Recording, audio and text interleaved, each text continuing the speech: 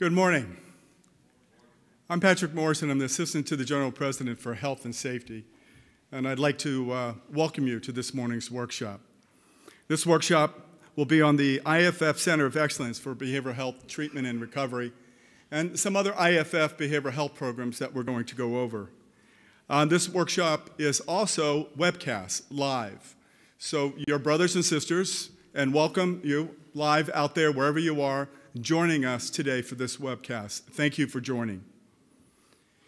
I'd like to start with, we're going to have this morning, we're going to have three presentations. I'm going to go over a presentation first, and then we'll have two from our Center of Excellence. And after that, we will have questions.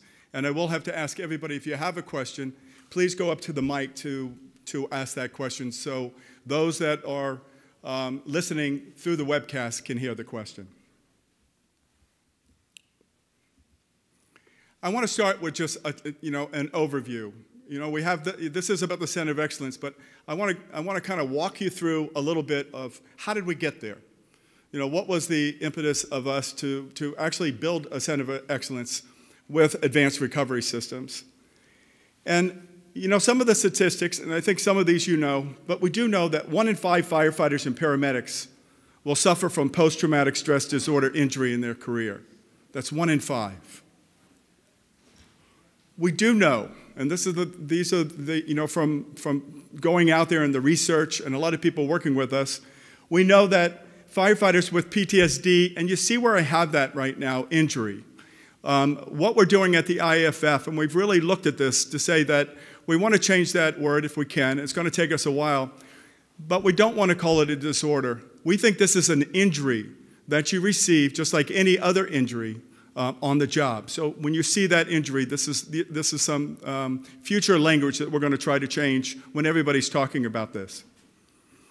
But if you do, those 1 in 5 firefighters, that group then has 6 times is going to be more likely to commit suicide. That's a frightening number for us, extremely frightening. Let me go over some stats with you. And this is some other research that we had and we looked at, and we wanted to get a comparison.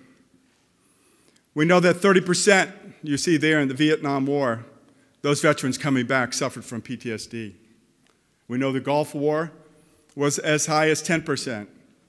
And we know that the wars that are currently going on in Afghanistan and Iraq, between 12 and 20%. And look at our numbers. We're right at that 20%. We're right there as almost compared to the military in deployments. So we have to, we were pushing these numbers just so everybody would understand that this is real. This is not something we're making up. This is something that currently exists today. Back in December 2015, we did a magazine cover for our winter edition. And on the cover, as you see up here, is a firefighter. And the title was Bringing PTSD Out of the Shadows. When we wrote that story, we didn't know what the unintended consequences would be. Normally, you write a story in a magazine and you put it out there and our members read it and they get some information. But what happened was there was unintended consequences of phone calls coming into our office. We were inundated and overrun with calls of firefighters that said, I finally read something that I've been feeling for a lot of my career.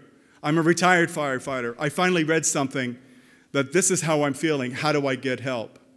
A retired firefighter calling, and I'm sitting in here and I've got a gun in my lap. I don't want to do it. How can I get help? And we coupled this with General President Shapeberger's visits to the firehouses. There's nobody that travels more than our General President.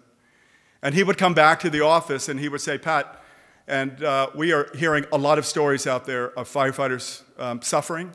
I'm hearing more and more suicides. What's actually taking place? What's going on? Whatever it is, we got to get in front of this. Whatever it is, we have to start to make sure that our members are protected to get them all the help that they possibly need. I want to kind of go over a little bit of the current status of behavioral health. And I do this because I've traveled a lot. We've gone from, almost, throughout the States and Canada with the disasters. And I can tell you that currently what's happening out there is that we're lacking behavioral health services. The first thing I want to talk about just a little bit is that our EAPs are not trusted and they're not being utilized. And they're probably not being utilized because they're not trusted. So I don't know how many people out there have employees assistance programs, but time and time again, when we get deployed for a disaster, we get deployed for line of duty deaths, what we do find out is when we get there that there are no behavioral health services, credible behavioral health services within that department. There's lacking, if there's an EAP, they say, we have an employees assistance program. And I said, and then the management sometimes will say, that covers everything. You go to the end user, you go to our members, you go to the Firehouse, you ask them, do you have an employees assistance program? They say, yes, we do. And then we ask them, do you use it? No, we don't use it. We don't trust it. And the other thing I get very upset with when we're out there on the road is that, you know, a lot of the EAPs are what we call reactive EAPs. They're only there if someone's in trouble, and they run to the EAP to get help. There's no proactive information coming out. There's no training. There's no advance getting out to the stations. There's no letting people know where they could get help. There's a lack of services. And this is something that all of us, we pay for these services when we're in the fire department. That's part of that budget, and we have to start to correct that. Access to services is limited. And what I mean by this is, okay, now you need to go. There's somebody here in the audience today or listening out there. You know, you want to go and get help. You know, where do I get that help? Where is the access? Where's the clinician? If I don't want to go to EAP, who do I go? And if I go to that EAP, do they understand who I am, what my culture is? And we found out from that magazine story where I had firefighters that had called us and I asked them, you know, did you go get help? And they said, yeah, I went to get help. But the clinician just wanted to hear my story. She was so frightened by what I was telling her that I had to stop going. Another one, I had a clinician I was telling and she started crying. She didn't understand. I'm not here to tell my stories. I'm here to try to get help. So the access to services is a critical missing point that we have, and we're addressing those. We're trying to address those currently. Stigma and confidentiality. These are barriers. We're changing. I know when I came into the fire service in 1982. I worked with Fairfax County Fire and Rescue Department, and I remember some of my early calls coming back to the station. And it was more, how did you get through those tough calls as a rookie or as a probie? It was humor. And sometimes it was people just getting you through, but you didn't know you were trying to get through.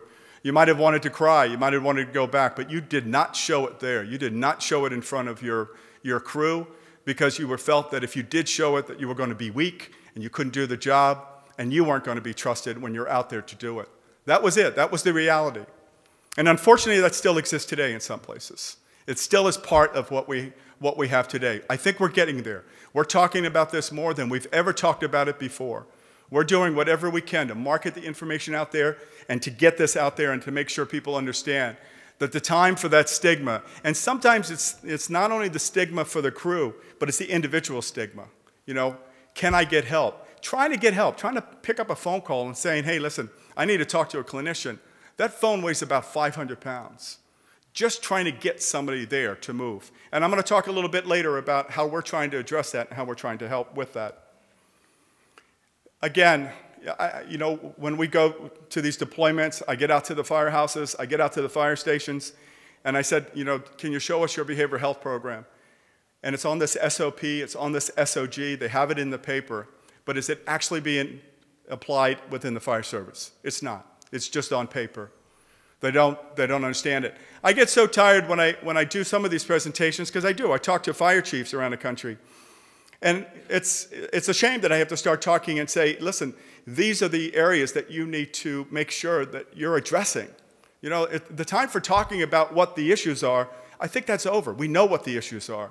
The time now is to implement these programs. Because if we're not implementing and we're just talking, we're just standing still. We're not helping anybody, and it's a charade. But the implementation is probably the hardest thing, and that's what has to be taking place. And I'm tired about we can't afford it. It's a budget decision. You can't not afford it. You have to be doing this, and especially for the state that we're in today. We don't integrate our services in the fire department. I know when I came in to the fire service, you had that one EAP. They came down at your recruit class, your probie class, when you just came in, and you had a whole lecture on EAP. You know, where to access it, what's the number, here's my card, here's the critical incident stresses that you might face, this is what's going to happen, and then they leave, and that's it. You don't see them again. There's nothing integrated. There's not integrated even in the supervision, even when you're out there and supervisors and leaders that realize that you spend more time with your crew than you will spend with your own families. You know everything about your crews. You know everything about what's going on. There's no secrets in the firehouse. And if we find that secret, you know how we'd like to exploit it immediately. So even in the training, in the supervision, in the leadership, are we actually giving behavioral health courses and training for our frontline supervisors to recognize early on? We are the biggest bunch of enablers, and sometimes I say that with a loving comment. We will hide somebody because we want to protect them. Somebody's drinking too much, they're coming to the firehouse, they're hungover, and we want to hide them some days. Are we doing a disservice to that individual and to the community we serve? Yes. But it's very difficult. And sometimes we're hiding them because we don't know what the consequences are going to be. None of us want another brother or sister to lose their job. And that's when those services, those behavioral health integrative services, if you trust in your department that you have those, then you're going to trust your thought process when you say, hey, you need some help. You better go and get that help. And a big thing, and we'll probably talk about this too when we get to the Center of Excellence and what's going on there, but limited mental health insurance coverage. It's, for us right now, when we did this partnership, we had the Center of Excellence, we didn't realize how the health insurance was such a big piece of having access to quality health care. It's a huge piece. And we have a lot of insurance plans out there that didn't realize when they were doing it and they were forming it, and some of our own members, we're part of this. We sit down, we negotiate. But we didn't look at those mental health services. We didn't look at treatment services. And sometimes when you're trying to get somebody into help, you've got about a 24-hour window. That window shuts real fast. And you don't want to be scrambling. So we'll talk a little bit about that later on also. A couple things that I would like you to do here, the members here that are attending the workshop at ALTS, and those that are viewing from wherever you are, what I'd like you to do is we have an online education program in health and safety. I want you to just go through the online program. Have your members go through the online program. There are a lot of times when an individual is suffering, they don't know why they're suffering, they don't know where to get the help. Sometimes it's just basically going through it and realizing that, I am having difficulties in that area, and I do need to get help. So we're trying to push everybody to make sure they go through this online program. All our peer support trainers that we have to take this. This is a prerequisite. But I think everybody here should take that, and everybody out there watching, go online and take that online course. Our fastest growing training that we have at the IFF, and there's a lot of training going on in the IFF, is our behavioral health peer support training. We realized that we had to maybe look at the peer training in a different light. I'm not going to stand up here and bash the critical incident stress management models, the critical incident stress debriefing, psychological first aid. We were just looking at teams that might have been doing things that were not helpful, and in some cases, even hurting. We wanted to look at what is working and what we should do. And when we went out there to look at it, we couldn't find anything. We couldn't find a program that really fit what we felt was needed in the fire service for behavioral health. And it wasn't just us at the IFF. We brought in firefighters from around the country, those that were really leaders and doing this day in and day out to sit with us. And then we made a decision, we're going to go ahead and design and build our own program. It was a decision that we made. We had many people coming in from around. We took programs. We took those pieces of that worked well, we used those. Those that were absent, we put those in. But these peers, and I'm telling you right now, peer-to-peer, firefighter to firefighter, we have more of a chance of moving somebody to getting help through a firefighter suggesting that you're going to need help. And that is embedded into our peer program. We have that program, And we decided, and you go all the way back to the beginning of my slides, what are we going to do? How are we going to access? How are we going to get out there? How are we going to get this information out there? And we realized that we're going to have to do this through the peer model. And that peer model, I mean, right now, we've had 56 classes. We just started this. We have about a year and a half under our belt for doing this. We've had 56 classes. We have 336 locals that have attended these workshops. We have over 1,500 trained, or peers that have been trained through our program, 1,500. And when I say that, it doesn't sound like a big number. But when you look at what do those peers go back and who do they represent in the department, meaning how many do they have in the department, we have over 173,000 of our members that at least have access to a peer that was trained. And all the information that I'm telling you now, everything that we went back and had to build into this, we have built into this program. And it is probably one of our, matter of fact, it took off, it's a high bottom problem, I call it, and we're going to adjust to it. We have 20 instructors. We're adding new instructors to meet the demand load. Right now, we're booked all the way up to almost September for classes. So we realized we're not going to sit and wait. We're going to bring on more trained instructors. And the instructors that we bring in have to be instructors that go through a pretty rigid training process. The IFF does not bring instructors in just to be an instructor. You have to show and you have to make sure that you have what it takes to deliver the message. And you have to understand this information. You have to be walking the walk, not just talking the talk.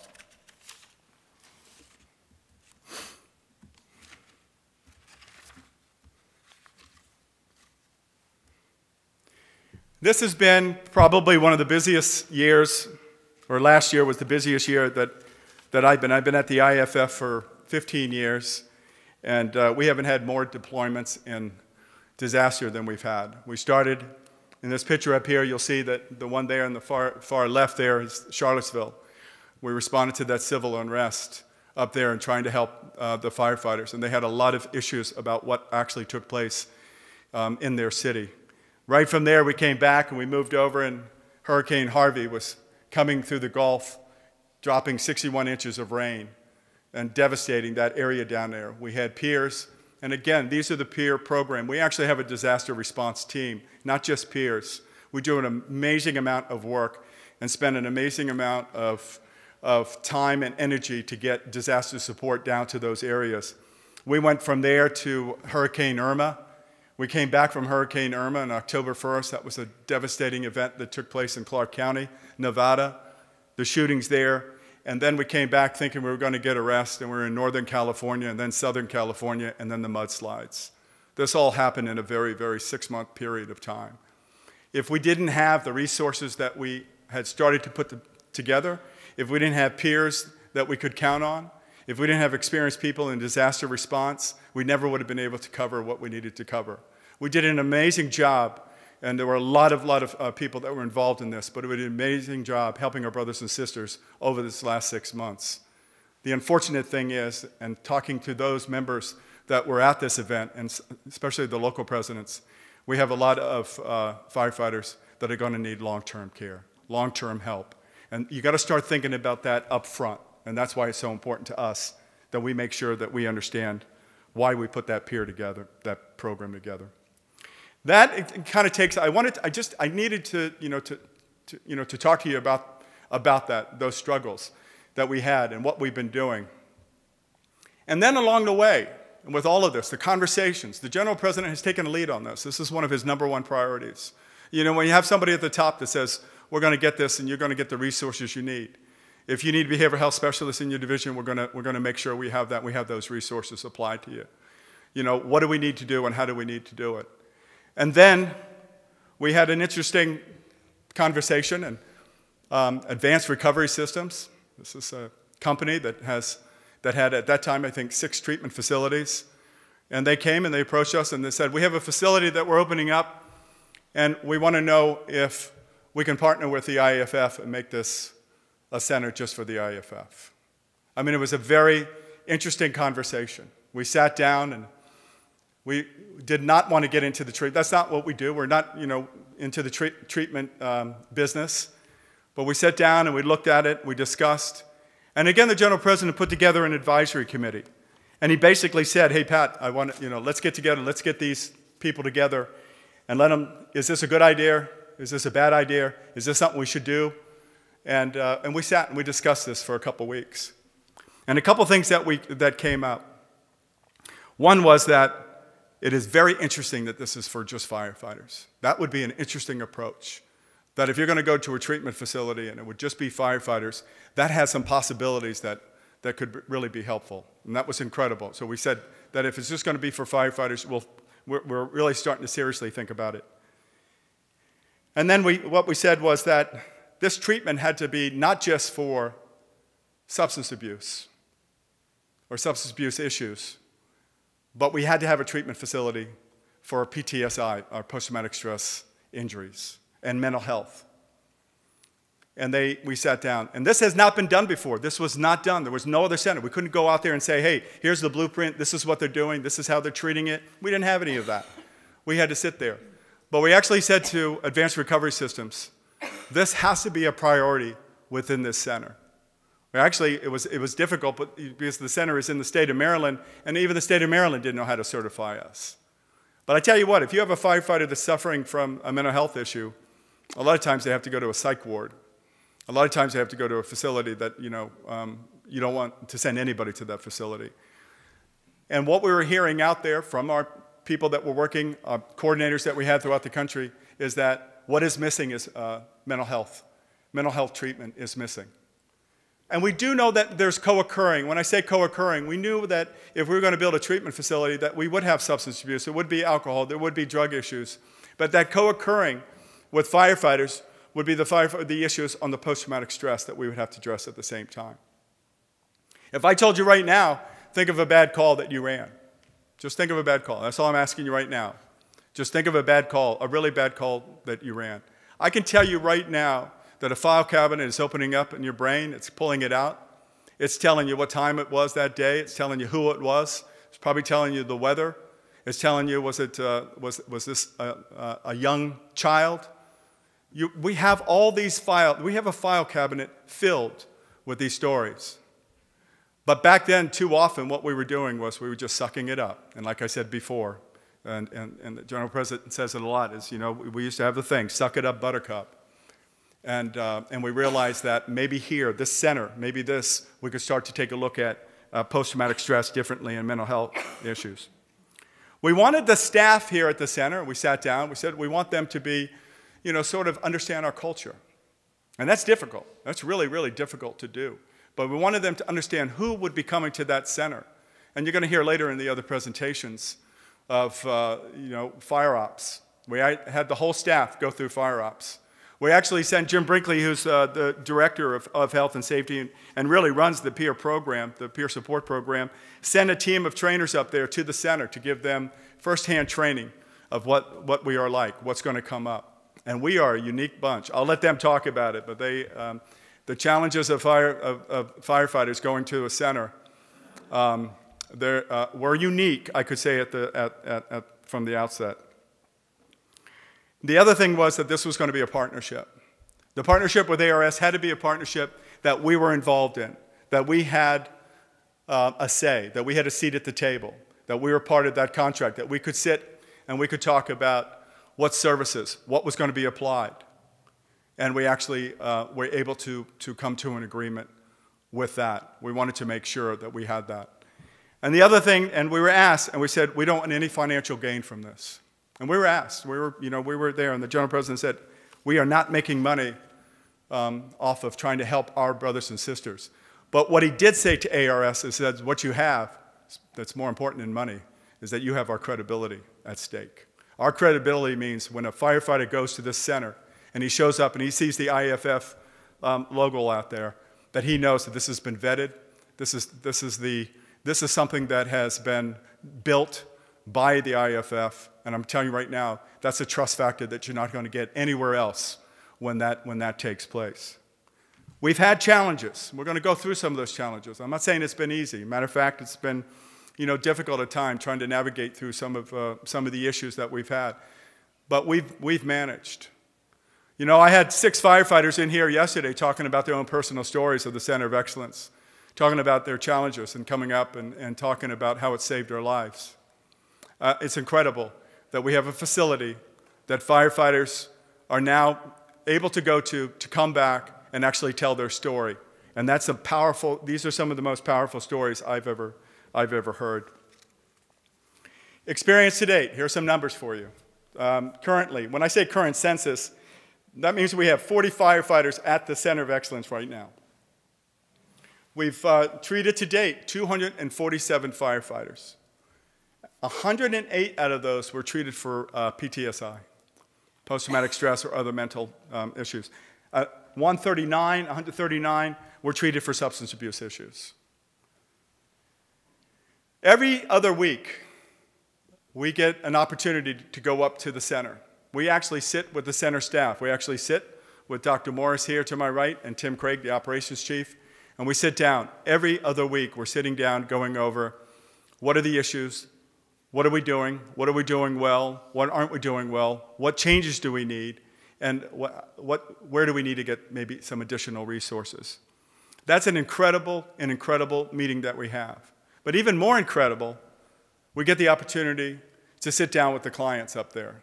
The firefighters are at that center. We get a chance to sit and talk with them, and this is voluntary. They can come up to us. They all come after our meeting with the staff there. We're able to talk to those firefighters. I can tell you right now the story that I hear, and there are some issues that we've had to deal with, but the ones that I hear with are the firefighters who come up and say, we got to make sure we keep this thing. We got to make sure we make this thing the center of excellence.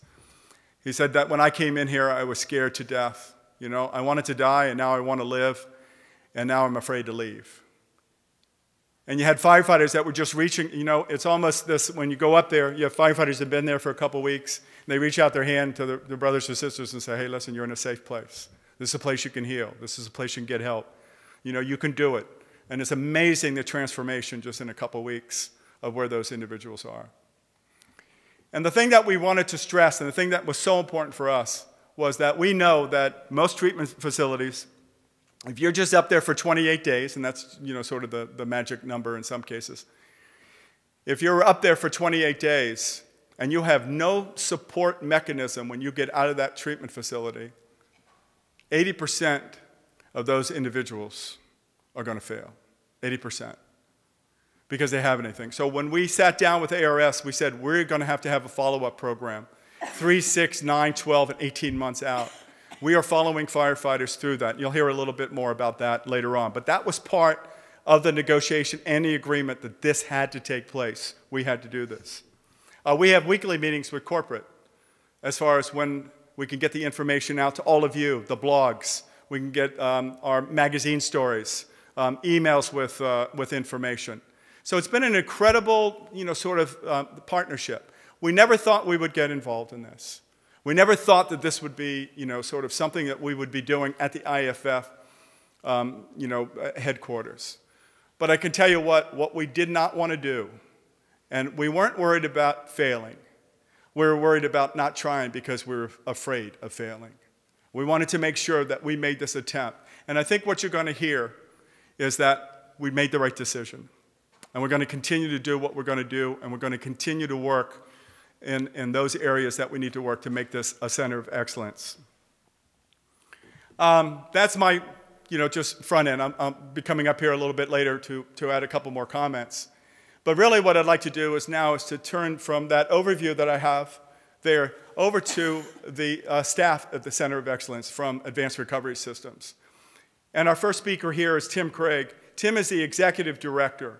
So Tim usually he has to make sure all the trains are run on time up there. He has a huge job as the, the executive director, and it's almost like for us, it's that ops director, that he has to make sure that everything is working, everything is done on time, and there's so many components that he has. So I'd like to introduce Tim Craig to come up here and do the next presentation. Thank you.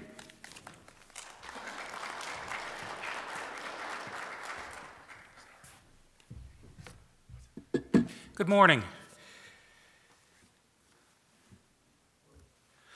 I'd like to start by talking a little bit about our, what we call our facility leadership team, and I'll talk a little bit also about our staff in general. Pat has given you a little bit of an overview, and I'll fill in the details on a few things, and then Dr. Morris will also fill in some of the details as she speaks. The first person here, as I say, Dr. Morris is not only our medical director, she is also our psychiatrist. You will hear from her in a little bit, and you will hear from her some more and some more and some more. You may get the sense with Dr. Morris that she's a talker, so I'm warning you. Also, we have as our clinical director, Dr. Carol Simmons, who joined us probably a month or two ago. She had worked with us in a part-time capacity as a therapist, and we were happy to bring her on as our clinical director. She is back at the site right now taking care of business there, along with Renata Haley, who is our director of nursing. The facility leadership forms kind of the core of it, but the staff in general has an incredible background in terms of their experience in working in both substance use disorder treatment programs and in behavioral health programs. The last time I did a count, we had, I think, between 150 to 200 years experience among our staff in those areas. The staff in general, as I say, is extremely qualified. Our therapists, for example, are all master's level individuals. But it's the staff from the top throughout. We have a position which is called behavioral health technicians. Those individuals bring an incredible amount of value to the experience. Those are the individuals who may be going to the airport to pick up firefighters when they're coming in for care. The process starts there. The first impression they give is just incredible. And then it goes throughout the whole process in terms of who they will interact with. Let me spend a few minutes now talking about the timeline of 2017. And it was obviously our first year. We got started in March. Grand opening was March 5th. March 6th, we opened the doors, and since then, we have had a fairly steady stream of firefighters coming to join us. What you'll notice is that when we opened in March, we opened only with our substance use disorder license, and Pat started to touch on this a little bit. Because we were the first program in the state of Maryland that was attempting to operate under revised regulations for mental health licenses, it wasn't even in place when we opened our doors. So we opened up with 52 beds for substance use disorders. And we quickly started to see an interesting variety of substances that were being used and abused. And we moved then quickly into April when we were able to obtain our mental health license. And this was really kind of an incredible, as I say, an incredible step. It did have a few caveats with it, though. We were limited to 12 beds for our mental health population. We were also expected to house our mental health clients separately. Now, from a treatment perspective, from a logistical perspective, this is really not what we wanted to be doing. This is not an ideal situation. We all know that there's enough stigma that exists with substance use disorders and with behavioral health issues such as post-traumatic stress. The last thing we wanted to be doing was then taking individuals, segregating them, and putting them in a separate building. So we will get to some better news in just a moment. July, we hit our 100th admission. In August, we had the Joint Commission come through. Joint Commission is one form of basically a good housekeeping stamp of approval. They go through, check the program, make sure all policies, procedures, all operating procedures are in place. That's a big step. It's not only kind of that stamp of approval, it also allows us to access additional insurances for firefighters coming in. We went through that process in August, and I think it was September, October that we actually got the final approval. So that was a big step. In October, through the efforts of a lot of our folks here in Florida in our corporate offices, there was a petition to the state to do away with these restrictions that we had with our mental health population. So those restrictions were eliminated. So now we no longer have limitations on how many mental health clients we can have. We did, for a short period of time early in the year, experience a waiting list. That's the last thing we wanted to be doing. When we opened, we wanted to be able to service everyone as quickly as we could, as well as we could. So this was a big step. In addition to opening up all 64 beds to clients of whatever their needs were, it also eliminated the need for us to house mental health clients separately. So that was a big step for us. In December, we saw our 200th admission, and we are continuing to move forward. Pat talked about where we are at this point. And one of the things that we look at, in addition to the admissions, obviously, are the discharges. And I will get to that probably a little bit later. We'll talk about what results we're seeing as a result of that admissions, what it looks like at the time of discharge, what we define as success, and what kind of rates we're seeing in terms of our success. Let me continue a little bit with the overview. As I say, now it's 64 beds we can use in any way we like. In North America, we are the only treatment program that treats exclusively firefighters. As far as we know, we're the only treatment program in the world that treats exclusively firefighters. And this also I will talk about in a little bit. There are some challenges, and there are some incredibly great features related to that. And as I say, I'll get to that. Multiple programming tracks. Let me tell you just a little bit about how we're set up. We actually have two different programs.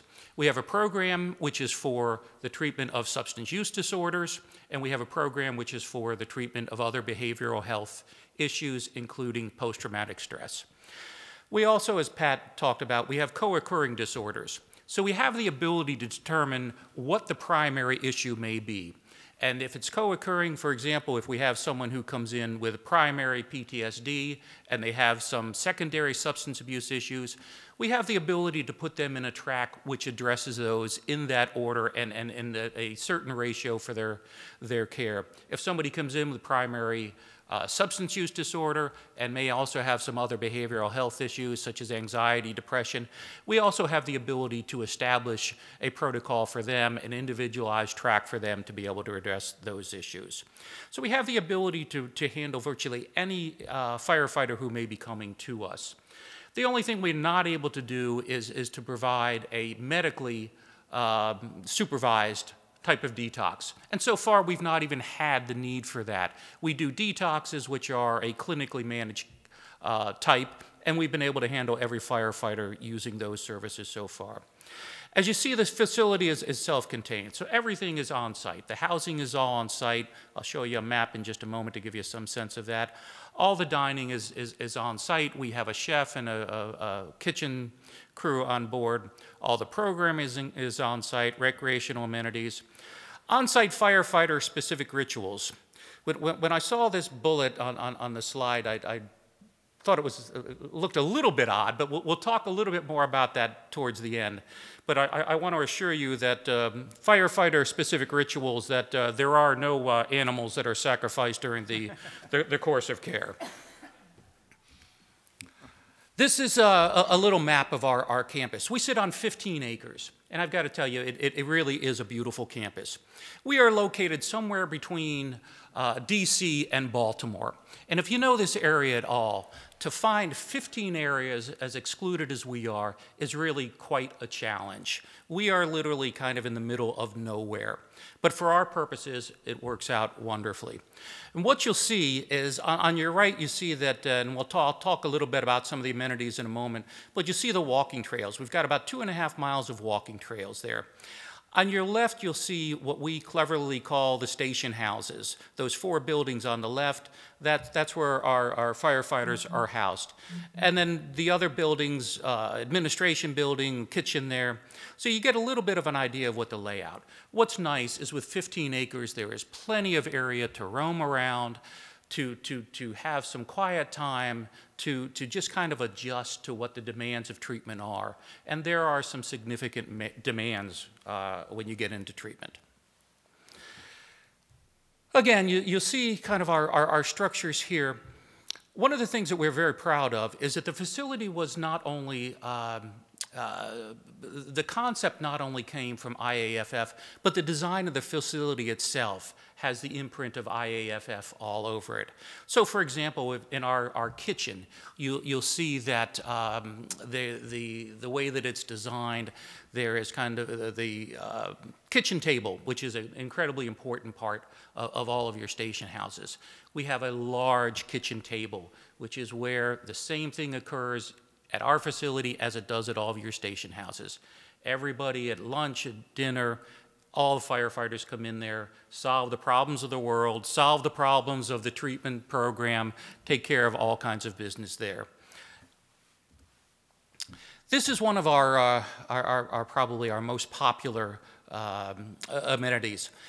The Wellness Center. This is essentially our gym. All of the equipment, again, was picked out by IAFF. This gets an awful lot of use. Clients, we'll talk a little bit about the schedule in a little bit, but all firefighters coming in the door have access to the Wellness Center both in the morning and in the evening. Gets a lot of use. We also have a recreational therapist, and the recreational therapist serves really an incredible function for us. You all probably know firefighters, some of you are in pretty good shape, some of you are in marginal shape, and others I won't talk about. So we know we're having a lot of people that come to us with a lot of different needs and in a lot of different situations. Our recreational therapist is there to evaluate everyone who comes in the door and really to tailor a plan for them. In addition to being really concerned about your behavioral health, we're also concerned about your physical health. We know that the vast majority of you coming into treatment are leaving us and going back to active duty. So we want you to be in shape for when you go back to duty. So as I say, our recreational therapist works with each individual, designs a schedule for them while they're there. It may be jogging, it may be walking the trails, or it may be working out in the gym. Again, a lot of outdoor activities, the basketball court, the volleyball court, we have horseshoes, a number of other activities. As I say, we also have wonderful walking trails. The station houses. They are designed to be, again, to reflect what you see in your own station houses. They are designed to have up to 12 firefighters in each of the station houses, 3 bedrooms, 4 beds to a bedroom. We also obviously have the ability to accommodate female firefighters, and when we do that, we do have male and female firefighters within the same station houses, but not within the same bedrooms. Pat started to talk about this. This is the illustrious staff of the Center of Excellence. This was an incredible experience. In addition to going through fire ops, we also go through a number of other trainings, and Pat talked about this. A lot of you know Frank Lito, who's here this week. Frank brought his group down from New York to give us some specialized training, and we've had a number of different trainings. We know, and Pat talked about this, we know how incredibly important it is to understand what the culture of the fire service is, to understand a union, to understand how incredibly important that is. I'll talk a little bit more about that, but we feel very strongly that it's important for us to get that experience, to know what you experience, and to have this sense of that. It's also incredibly important, and Pat alluded to this also. One of the things that we learned very early is that from a therapeutic standpoint, it's incredibly important that those staff that we have that are providing the care not be overwhelmed by the stories that you bring, by the experiences that you bring. So the staff is very geared towards that. They are very focused on being able to hear that, but to also stay very focused in terms of what they need to do to provide services to you. So expectations. What do you bring, what do you not bring when you come into treatment, if you choose to come into treatment? First thing I should say is that as part of the process, If you choose to come into treatment, when that decision is made, you'll receive information from us. You will receive detailed information that highlights and points out what kinds of things you should bring, what kind of things you shouldn't bring. Just to give you kind of a brief overview, bring identification, obviously. Bring a credit card. We do have outings for our firefighters, depending on what level of care they may be involved in, and I'll touch on that in just a moment. Other things to bring. Bring pictures of your family. Bring reading material that you think is going to be supportive for you and to you. Whatever you bring, one of the most important things is to make sure that it's sealed. We're not fond of anything that comes into the program sealed. We are a treatment program. We do have an obligation to be very conscious of what comes in our doors. We have an obligation to all of our existing firefighters and to anybody new coming in. So you can bring tobacco products, bring enough so that you've got it ideally for your length of stay, but again, make sure all of them are sealed. Bring a couple weeks of clothing. We do have washers and dryers on site, but bring enough clothing for generally a couple weeks. Bring some workout clothing also. Bring workout clothes, workout shoes. You can also bring music devices, as long as they don't connect to the internet. What kind of things not to bring? Illicit drugs and alcohol. We prefer that you not bring those. Weapons also get us nervous, so we ask that you not bring any weapons. That includes pen knives, those kinds of things. Anything that connects to the internet, if you bring that with you, if you bring a laptop or anything like that, we're just going to keep it in safe storage for you while you're there. We do not allow vaping. We do not allow e-cigarettes. As I say, other tobacco products we do allow. We also encourage you to leave your expensive jewelry at home. Mandatory certs after arrival, and this is something that sometimes people aren't accustomed to and aren't used to unless they've been in treatment previously. You are going to be searched if you come into care as part of the initial process. That is a standard procedure for residential treatment programs. We try to make it as painless as possible, but it is a reality of treatment. Cell phone use. We will take your cell phone and we will keep it for safekeeping while you are there. We also have, as part of the initial process, we have a 72-hour blackout period. 72-hour blackout period means that essentially you would not have any contact with the outside world for that period of time. The purpose of that is to really get you centered, to get you focused on your care, get you focused on treatment. If you do have a need once you're in treatment to get a phone number out of your cell phone or whatever, we can certainly always arrange for that. Family visits, family therapy. We strongly encourage family involvement in the treatment process. We have the ability to do that depending on what the locale is, where you're coming from. Quite often it happens through phone, and we do have some individuals who come out for family visits. We've had them come from a good distance also.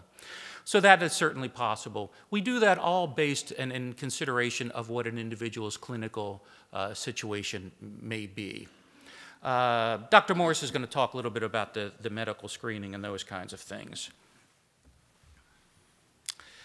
This is just to give you a very convoluted and complicated overview of what the program schedule looks like. And I don't expect that any of you can read this. This is just to kind of give you a sense that once you get into treatment, it's a very structured program. It's a very structured day. And as I mentioned earlier, depending on what program you're in, what your primary diagnosis may be, you would be involved in a protocol that would have you in certain groups. I also wanted to talk a little bit about different levels of care. Depending on what your needs are, you may join us at a detox level of care, which is pretty much self-explanatory if you're on the substance use disorder track.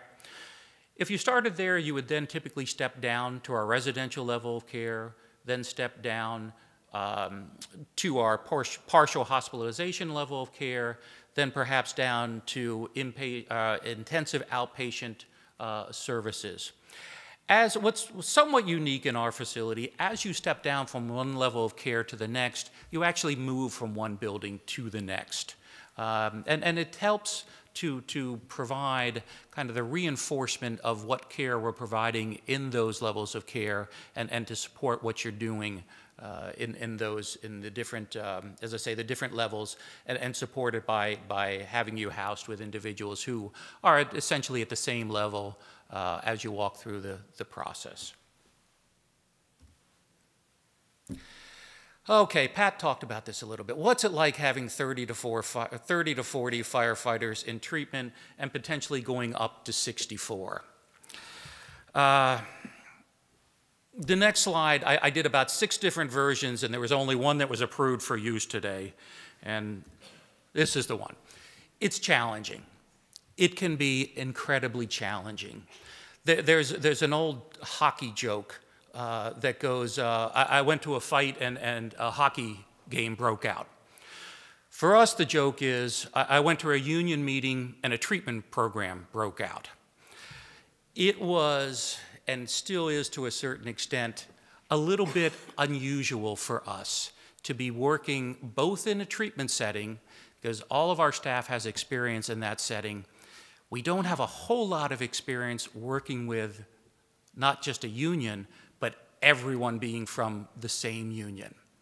So it's been challenging in that regard. And you all know how you can be, and Pat talked about this a little bit. We had a client who very nicely summed it up a couple weeks ago when he was completing the program. And his comment was that a firefighter would complain if they found a dirty $100 bill.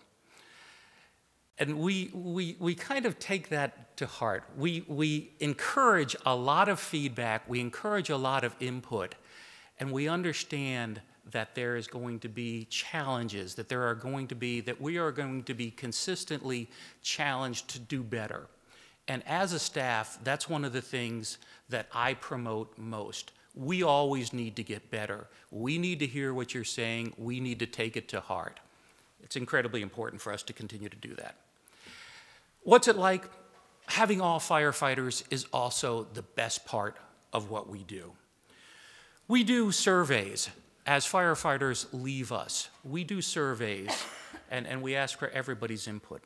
One of the things we see most consistently is that firefighters feel that the best part of our program is walking in the door and seeing all firefighters there. It's incredibly reinforcing. It also is incredible in the sense that, we are getting individuals coming into our program at what is perhaps sometimes the most challenging times in their lives. There may be marital issues. There are quite often work issues. There could be financial issues.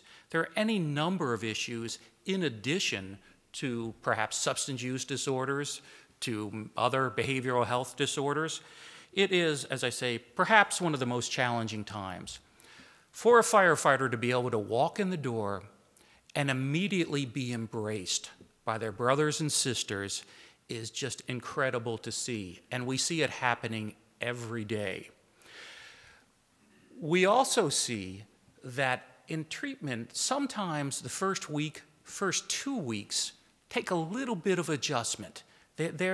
Sometimes firefighters get to us and they've only found out within the 24 hours prior to arriving at our doorstep that they're going to be in treatment. So it's sometimes a very quick turnaround. So to get the embrace is incredibly important for them coming in. So one of the things that we do is we try to match up firefighters who have been there for a few weeks, who usually, if you get over that 2 week mark, you've got a very good chance of staying with us and really doing well in the program. So we match up clients who have been there for a period of time, 2, 3, 4, even 5 weeks, with those firefighters coming brand new in the door. And we found out that tends to work very well. So again, this part is incredibly reinforcing, and we hear it on a regular basis. This is where I usually wrap up my part of the talk. This is our renewal plaza. And I wrap up my part of the talk because this is where we wrap up our course of care. You know, Pat talked about it being a 28-day program. Some individuals think it's a 30-day program. I try very quickly to dispel that notion that it's either. We are a treatment program that is designed for each individual walking in the door. It may be 26 days, it may be 28 days, it may be 43 days. We have had individuals there for over 60 days. So the last thing we want to do is have people, once they get there, firefighters start to check off the days, pull out the calendar and start to do the count. We really try to discourage that. The treatment planning process is geared towards individuals, and the length of time is very much geared towards what the individual's needs are. But regardless of what those needs are, when they do finally complete treatment, this is where they wind up. And one of the things we emphasize, and one of the things that we know, is that whether it's 4 weeks, whether it's 5 weeks, 6 weeks, whatever it is, while they're with us, that's really just, it's a blip in time. This is the beginning of the process. For some, if they've been in treatment before, it's kind of a refresher. But 4 weeks, 5 weeks, 6 weeks is an awfully short period of time when you're looking at the recovery process. And we use the term recovery, whether it's related to a substance use disorder or whether it's related to other behavioral health issues. So this is one of the rituals and the ceremonies that we referred to earlier. At the time that everyone is ready, that clients are ready to discharge, we have a ceremony here. And it may be one individual, it may be two, it may be four, who's ever ready to go. And the process is that each of the firefighters has an opportunity to ring the bell. All of the staff congregates. All of the clients that are in care at the time are there also. And it's an opportunity for the staff to share what they have seen in terms of the progress with this individual and to send them out with some positive words of encouragement. It's also a time for all of the other firefighters to share what their experiences have been, to share, you know, how they have seen the growth. One of the things that we have the opportunity to experience working in this field is that we have individuals who come to us, and as I say, when they walk in the door, they have so many different things going on.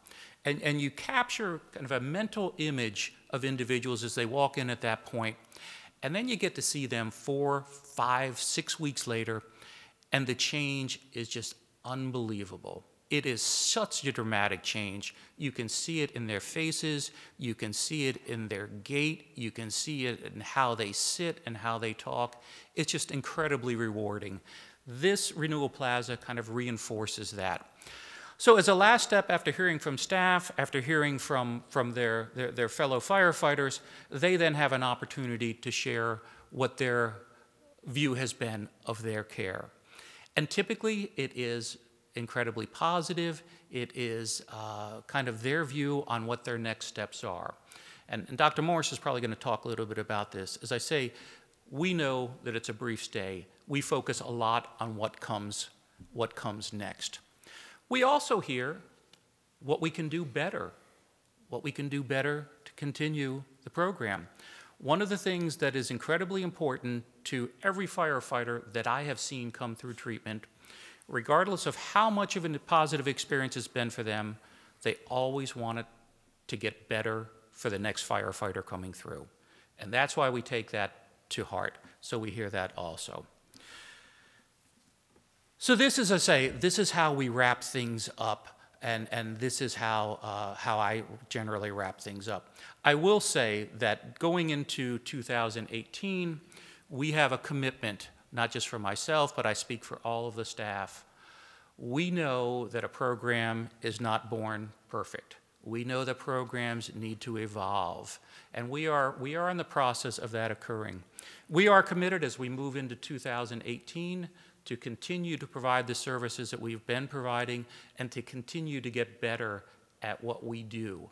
One of the things that we say to individuals coming in the door is that all of you have an incredible history of providing services to the communities that you're involved with. One of the things that we try to remind people is that when you get to us, we ask you to take a step back, to step out of that role and allow us to provide services to you. For some, it's a bit of a challenge. For us, it's what we're there to do, and that's why almost on a daily basis we try to reinforce that. We are there to provide services to those who provide services. One of the things we stress, it is your time when you're in treatment to be a little selfish, to focus on yourself. And that's why we, again, are committed to continue to provide and improve the services that we provide.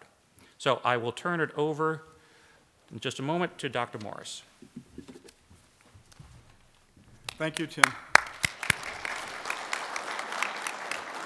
I appreciate that. Our next presenter here at the Center of Excellence, she's our medical director out there, Dr. Abby Morris. She's a psychiatrist, and she has a vast amount of experience in addiction and PTSD treatment. And she knows a lot about us right now. So I'll give you Abby. Good morning. Thank you for having me, and I thank you for everything you do. And I consider myself an incredibly lucky person to have the job that I have. I have worked in emergency services, providing mental health services for people who serve. I started off working with SWAT teams and then came to work with firefighters, and it has been one of the greatest joys in my career. So I thank you for that. I'm going to do my best. As you heard, I do talk a lot. I'm going to try to talk slowly. I'm from Philadelphia, and I tend to talk very fast. So I'm going to try to pace myself. But while I'm on the topic of Philadelphia, I do want to say, go Eagles. For everyone out there, go Eagles. Sorry about that. I have trouble keeping that to myself. I'm going to talk a little bit about some of the specifics, because I think a lot of the questions are, what's going to happen when I make that first phone call, or what is the process going to be? You all are incredibly about protocol and process. And so if I'm not very specific about what that process is going to be, I know I'm going to hear about it. So I'm going to do my best to cover that in detail in my part of this presentation, but I do welcome questions at the end as well. So treatment journey. It doesn't have to start with the person who needs the care. I often will get a comment or a question from someone who says, listen, I have a really good friend, or I'm worried about my husband, or I'm a lieutenant and I have somebody who's really, really been suffering and I want to help. How do I do that? So anyone who wants treatment or knows someone who needs treatment or who just has some questions about what treatment looks like can call the number that we repeat constantly. It's the 855 number that you see here on the slide, and it'll be repeated at the end. Anyone can call. We have a call center for ARS, Advanced Recovery Systems, has call centers for all of their programs, but they have one that's specific for the Center of Excellence. So the people who will answer the phone call for you will be someone who will know the specific information for this center. There are people who are aware of the issues, barriers, and questions that firefighters have and are able to answer the questions specifically for the center to make that conversation easier.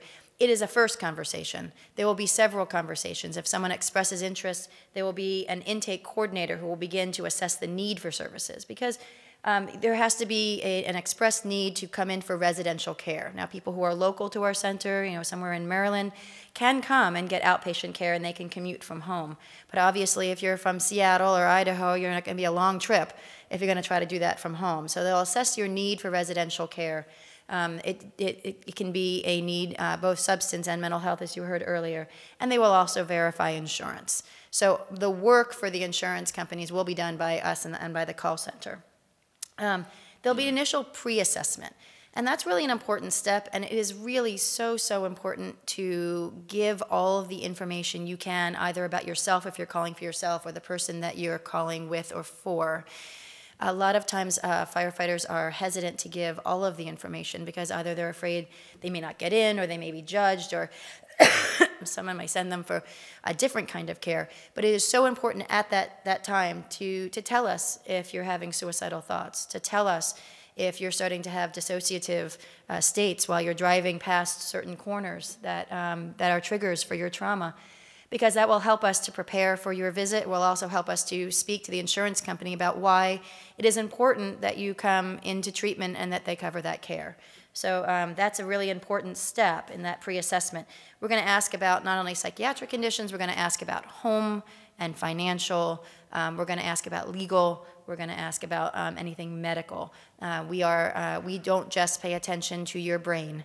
When you are there, I am the guardian of all of your organs, and I take them all very seriously. So we will ask questions about it all, and about where you've had treatment, both primary care and psychiatric. Admission director will coordinate incoming admissions. There's a lot that has to be coordinated. It can be done in an incredibly quick amount of time. If everything falls into place, we can get people into care within 24 hours. But that requires a coordination with insurance, with family, with transportation, with airport, with our staff. And they will coordinate all of that. Excuse me, I do have a bit of a cold, so if I cough, please forgive me. The call center also communicates with the patient and with family, or whoever that patient wants us to communicate with. Sometimes a person comes to the center and they don't want us to communicate with anyone except them, and that is perfectly fine. But it is usually a series of phone calls. What happens is they'll do that initial evaluation. If there's any questions about whether or not there's a need for that care, or a level of care, or a special need while at the center, the admissions coordinator communicate with myself and with Tim Craig. We will often look through those pre-evaluations and make sure that we're aware of any issues that need to be addressed, and sometimes we have questions that we'll return back to the admissions coordinator, and that admissions coordinator will give you a call back and speak with you. When you get to the center, as you said, it actually, your journey starts at the airport or the train station. Oftentimes someone will be traveling with you. You get picked up at the airport or train station or however you are going to be coming in. You are welcomed, given I would say a brief orientation in the car, typically. When you get to the center, you will be greeted by staff, both in the admissions area, but then, as you said, our behavioral health technicians and our nurses take over at that point. Within 24 hours, we have a full-time primary medical staff. You'll meet with Dr. Richardson. She will do a full history, a physical exam, which I'll get into the details of. There'll be blood work, a urine drug screen. You'll meet me, a psychiatrist, and part of my team, which also include nurse practitioners in psychiatry. And you will also have an opportunity to meet with a financial counselor in case there are questions about something you've heard. The timing of that varies somewhat. The history and physical, the medical evaluation happens within 24 hours, no question. The psychiatric evaluation, we have 72 hours. Oftentimes I will wait if somebody comes in intoxicated to have that conversation with them when they're feeling a bit better, so I can get better information. And the same with the financial counselor. The clinical assessment happens, we have a clinical team, and they meet with the patients typically within the first few days as well. And when you meet with me, you'll find that it is not a typical, if you've met with psychiatrists in the past, that sometimes can be a very quick visit. You and I will get to know each other really well. And that's important. I can't make good decisions for you if I don't know you. I may know that you're a firefighter. I may know about some of the traumas. I may hear your stories.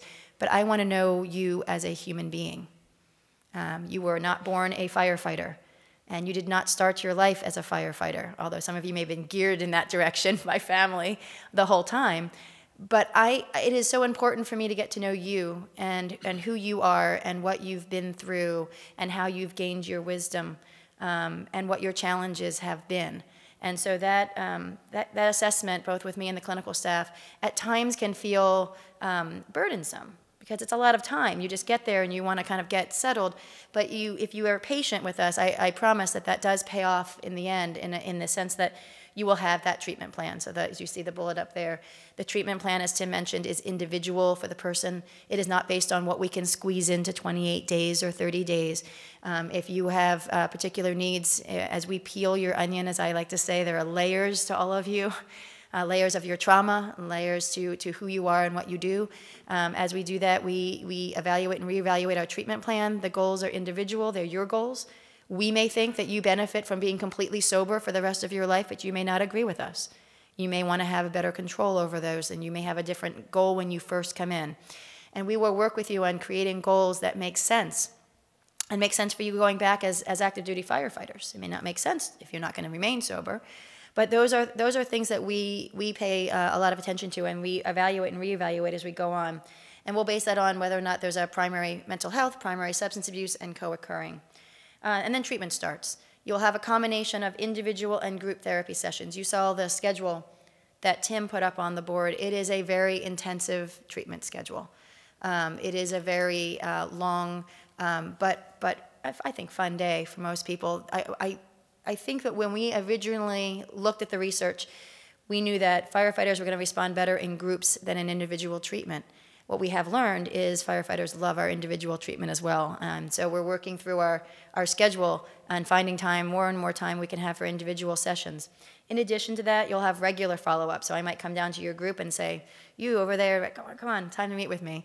They get a little scared whenever I show up at the door. But they'll have regular follow-up with me. I'm following up on medications. I'm following up on sleep. I'm following up on their nutrition. I'm following up on their weight or their medications that we may have started. And I will take a little bit of a step off from here to say that just because you're meeting with me as a psychiatrist does not mean you have to take medications. I have a very, I believe that this is your treatment and your care. I'm there to be the GPS in your car.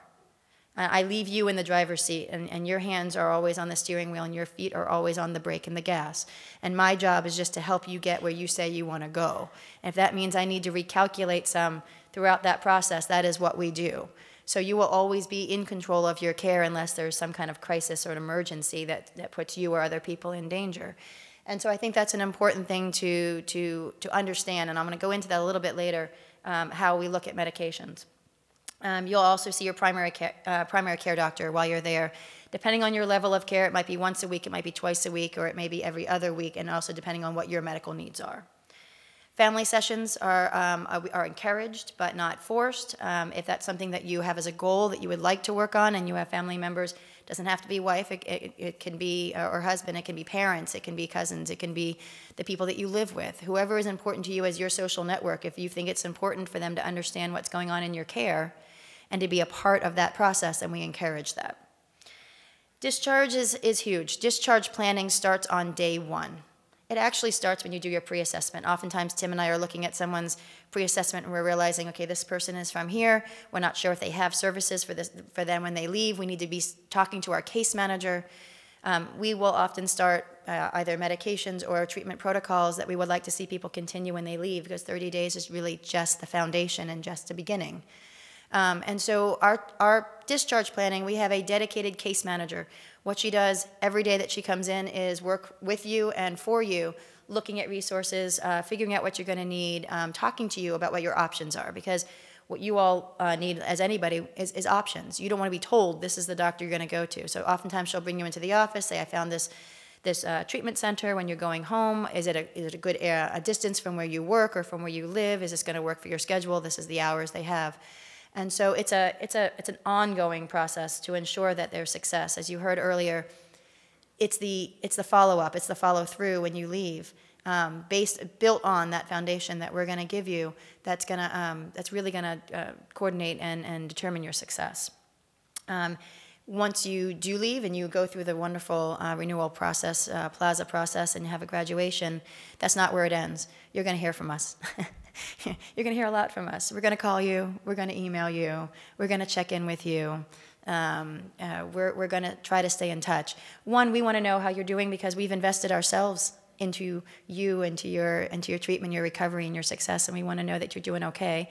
We want to make sure that if you are having barriers to get back to work and you need a letter, either it's a fit-for-duty letter or a letter saying that you were there for a period of time, if there's something that happened legally that made you say, maybe I need to come to the center, we're going to provide you with what you need to get through that legal system, certificate of completion, etc. But we are still with you. When you leave as part of our graduation, you get a coin. And on one side of the coin is the Serenity Prayer. On the other side of the coin is our phone number.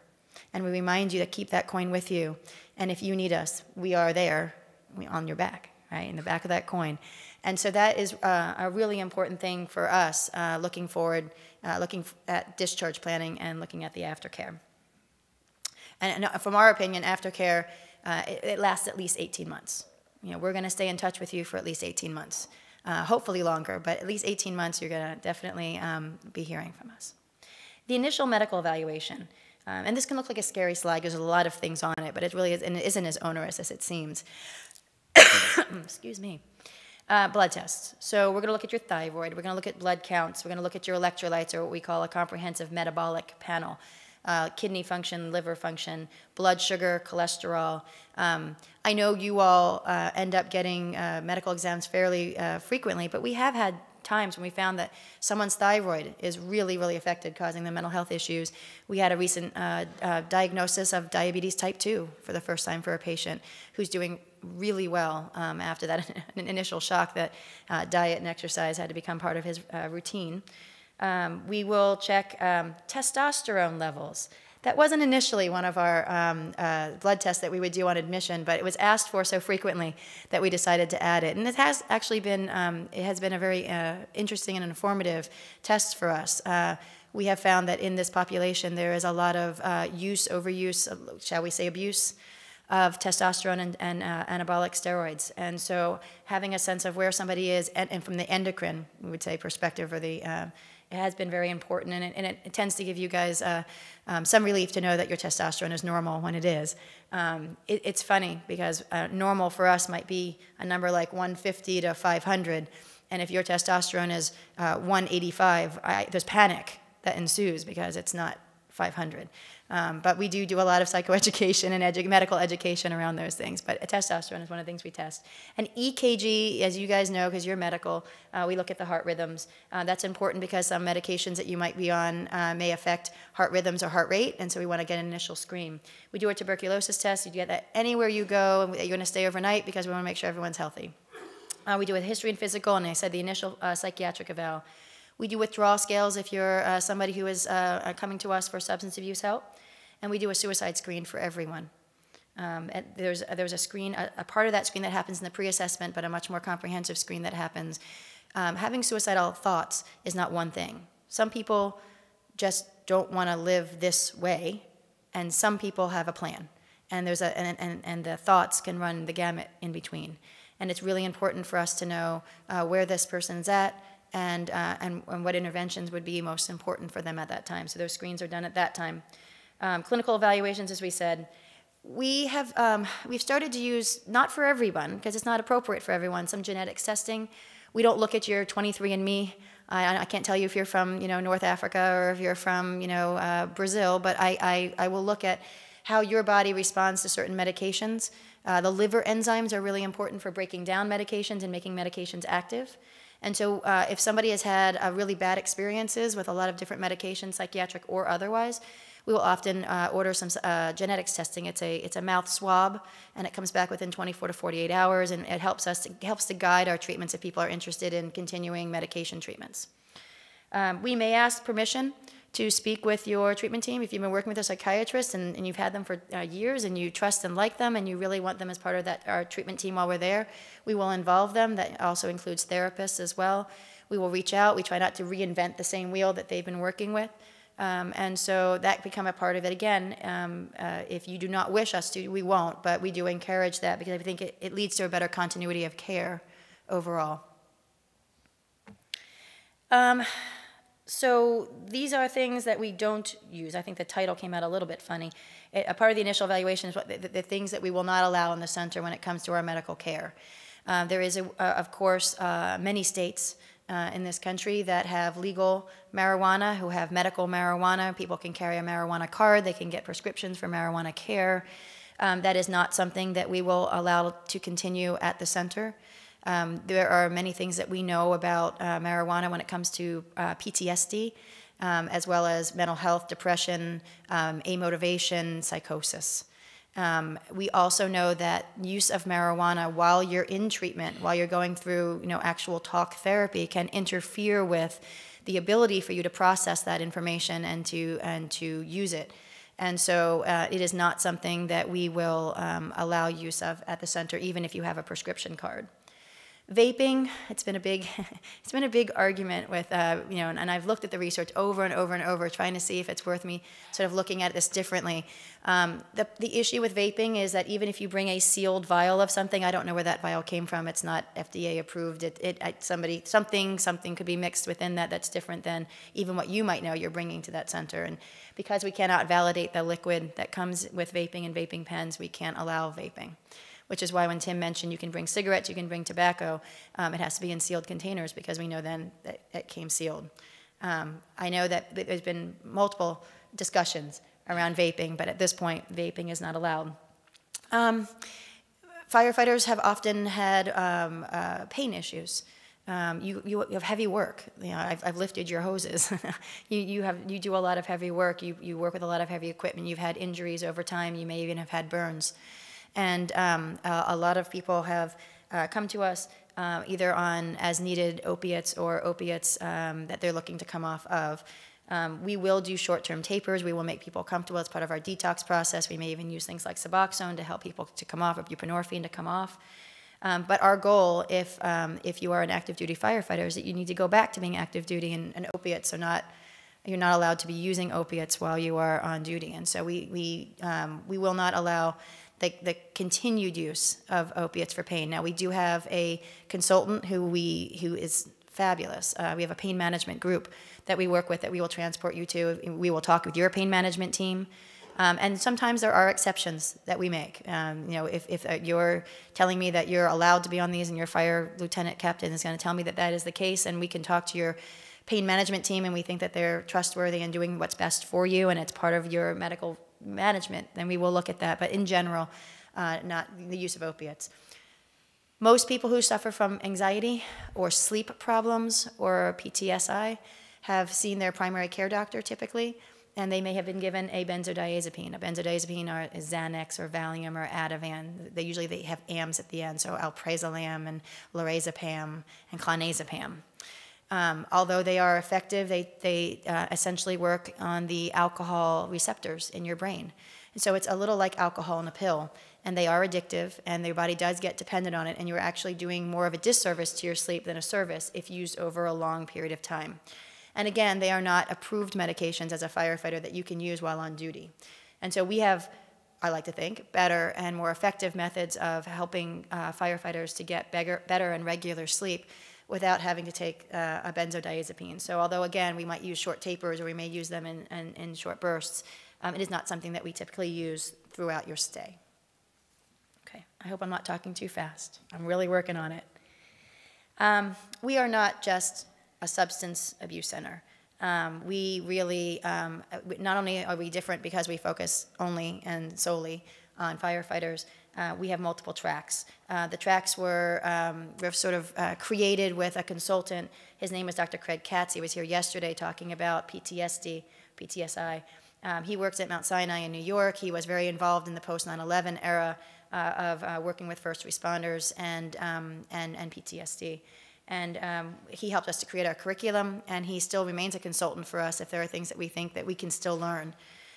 We have 3 general tracks. That's the substance use disorder, that's the mental health track, and then the co-occurring. Co-occurring meaning you have something in the substance and something in the mental health track that need to be solved together. For too many years, we thought we have to look at substance first, and then we'll look at mental health, or we have to get the person less depressed before we look at the substance abuse. That's not what we do. We work on it together. You have to focus on both to get the person fully well. Included in all 3 tracks are grief and complicated grief. It's a huge issue. There's so much grief that you all push down, not just from calls, but from losing firefighters and peers, either to active duty deaths or suicides. There's so much that you stuff down when it comes to grief and complicated, and even things from your family. Sometimes it's a death of a parent that may have happened 8 years before you get to the center, but you really have never processed that. And so there's a lot of work with complicated grief. Resilience. I mean, you all have come from a place of chronic multiple traumas, and we're sending you back to chronic and multiple traumas. And so there has to be a focus on resilience and how do you manage moving forward what you're going to be still doing day after day after day. And so resilience is a big part of what we do. Identifying triggers, all over wellness, again, with our rec therapists and working out a plan for wellness, nutritional wellness. And there's also groups that are done every week. There's a group that's done by our nursing staff, and every week there's a group that's run by our medical staff. So that's an opportunity to talk about specific medical topics and specific medical education, which, being medical people yourselves, you all tend to really enjoy. We do have art that typically on the weekends. We have yoga twice a week. We have dabbled with different kinds of pet therapy. I think dogs and pets in general are really important. You're caretakers, and we're taking you out of that caretaking role, and we're saying be a patient, and that's really hard for you. And so we have been trying to figure out the best method of caretaking for you, whether or not that's going to be chickens to take care of on campus. Sorry, I had to say it. Or bringing, we've tried bringing dog visitors, but that's really not enough. You want to take care of them. So we have 4 cats that have adopted us. I was a mom and 3 babies.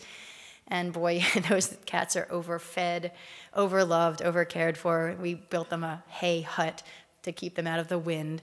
But you all, when you come to the center, you take really good care of those feral cats. We also have teamed with a local group that does something called biofeedback for people who are really, really not wanting to take medications but are still struggling with anxiety, stress, blood pressure issues. We can use biofeedback as a technique that sometimes supplements medications or is in place of medications that helps people to get control over their own blood pressure, heart rate, sweating, muscle tension. So we have a variety of different things that we can create for your own individual treatment plan. So again, post-discharge treatment, we hate to keep saying it, but it really is so important to be thinking about it. Everybody does what's called a RAP plan. It's a recovery action plan. Oftentimes for substance abuse, we will call it a relapse prevention plan, but really you can relapse into depression as well. So a relapse prevention plan, excuse me, 12 steps support. Not everybody has to, but there's a lot of research that shows that people who are comfortable in the 12-step programs, there's a lot of success in reaching out, especially because 12 steps at our program is going to look exactly the same as the 12 steps when you go home, so it's a really easy transition for people in the substance use disorder program. Peer support, we always talk about who's going to be there when you get home, who's going to pick you up at the airport, who's the person you're going to call when you're having a rough day, a rough night. You're going to go home after 30, 40 days, and you're going to hit your bills again and go back to work again and face some of the same stressors. And who's going to be that person who, when you're having a rough time beside us, who's local, who you can call and go, hey, I need someone to talk to. So we really do encourage that. We'll set up individual or family or couples therapy as needed when you go home. We may be setting up the physician or psychiatrist if you didn't have one before you came in. We're going to do a return to work plan. Sometimes somebody says to me, you know, I really want to go back, but I need like a week to get this done and go see my psychiatrist. I'd rather go see my therapist and get to know them first before I go back. And we'll work out the best plan in transitioning that we can. The resilience plan, as we said, how are you going to continue to manage the things that you're being exposed to day after day? Sometimes we would refer somebody for a sleep study. We don't have the time with the span that we have, but we may recognize that we can hear you snoring from up the 1 acre away, and we realize that that might be something that's getting in the way both physically and emotionally for you, and so we might set up a sleep study. We may set you up for pain management. We may set up a TBI or cognitive workup when you get home, depending on what we discover, what we learn about you, both as a human and as a firefighter. There are things that we may refer you for, so relevant diagnostic interviews or short-term things. The part that's in there now is when we do talk to you, we may be repeating some of our same screens. So we do something called a PHQ-9. It's a depression screen. If you're someone who came in with a very high PHQ-9, we expect that when you leave, it's going to be much lower. But we want to make sure that when you go home, that remains low. And if it doesn't, that we can address those issues as you're home. And I said transition to local providers. So we keep saying you guys are unique. I hate to say it, but you are. I've worked in many different fields, including, like I said, police and SWAT, and there's no one like you. I love you all, but you do provide some unique challenges. Your sleep schedules are erratic at best. I'd actually have to say that the closest group that you guys may resemble are doctors. We're probably as much of difficult to treat as firefighters. There's chronic pain issues, as we talked about before. I have never seen so much caffeine imbibed by any group of humans. I don't know where you put it. I don't know how you do it and aren't floating off the ground. But it is a huge issue because it's a stimulant. And it's going to increase and exacerbate anxiety, no doubt. And it's going to ruin your sleep. And so it's always that push and pull of, you know, what's okay caffeine and what you're willing to do when it comes to the caffeine. I mean, it's, you know, it's the C word. Again, the testosterone use and overuse is a huge issue with firefighters. I think part of it is a confidence thing. I think part of it is a sexual issue, you know, a concern. Part of it is medical, but part of it is you want to stay fit and you're working out and you want enhancement to that. But it certainly has an effect and takes a toll medically and emotionally on many firefighters, and it's an issue that I found to be quite unique and quite a struggle when working with you all. I find that firefighters have gone to see their primary care doctor. They say, I'm tired. I got to work. I got to be ready to work. I've got to have my energy, and I'm tired. And you get prescribed Ritalin. You're saying I'm foggy. I'm having trouble driving. I can't stay awake. I'm foggy, and I'm not concentrating. They give you a Vyvanse, and they give you an Adderall, and you start off with maybe what they prescribe, and oftentimes it's not because you're still tired and you're still having low energy. And you can give anyone a Vyvanse, whether they have attention problems or not, and they will focus better and they will work more efficiently, but it's not healthy. Again, it exacerbates and worsens anxiety issues, and it can interrupt the treatment process in the sense of your being the ability to process emotionally. So it's an issue that I would say is unique to the firefighter community. We see, you all know what it's like to be in fight or flight, right? That's the sympathetic nervous system. That's fight or flight. You're always on. Your cortisol is always high. You have to be ready at 2 in the morning. You can't just wake up, put your feet on the ground, rub your eyes. You're in your boots within 30 seconds a lot of the time. And so I'm going to get to why I'm bringing that up. The opposite of fight or flight is feed and breed. So what a lot of you all have done as firefighters is accommodate, is compensate for the fight or flight by doing things that encourage feed and breed, or the parasympathetic nervous system. So we see eating issues. Binge eating is an issue with firefighters, more of an issue than we thought. It seems to be a stress coping mechanism. We see sex addiction, we see gambling, we see porn addiction. And so those are issues that you may or may not want to work on. I find that a lot of the guys who have gotten into these abnormal coping mechanisms are looking to adjust their behaviors and along these lines as well. And those are things that we are trained in and we are ready to work with. And so I think that's really important, as I said, as a unique challenge with firefighters. One thing I did not expect with firefighters is the high rate of social anxiety. And social anxiety is not something that started when you were firefighters, it started when you were humans. Oftentimes we'll see that a lot of our firefighters that come to the center, I would say almost 90%, if I really had to think about it. I don't have the numbers exactly, but if I had to think about it, come to us with a form of social anxiety. And it's not that you're afraid to be with other people. You love being with other people. You're the life of the party. But the amount of emotional energy and the toll it takes on you is so incredible. Most firefighters are afraid of being judged. They will spend 3 hours after being out in a social function wondering if they said something right or wrong, shook somebody's hand the right way, did anyone notice that I looked nervous, did I have a twitch on my eye? It is a huge toll that firefighters have, and it's unique. I've worked in mental health for many years, and this population is the largest population I've ever seen with such a large social anxiety. And so it is something that, again, that we will focus on and we will work with, and when you leave, you will feel better when it comes to the social anxiety. Drugs of choice for firefighters, we've touched on these a little bit. Alcohol, I would say, is probably the number one. It is entirely embedded in your culture. When you grieve, you drink. When you celebrate, you drink. When you come to conferences, you drink. When you go off from work, you drink. When you're driving home from work, you drink. I only have to look out at some of the tables out there when the swag. I mean, a lot of it are bottle openers, and you can go get your IFF beer glass or shot glass. And I'm not saying that all alcohol is bad, because it's not. But it is embedded in the culture of a firefighter, and so we do see it as one of the number one treatment challenges that we have. Marijuana, like I said, a lot of firefighters with trouble with sleep and anxiety are turning to marijuana. It seems to have a temporary help for some people, gives them energy, believe it or not, although calming their nerves. So it is a drug of choice, and it is a complicated thing for people to come off of.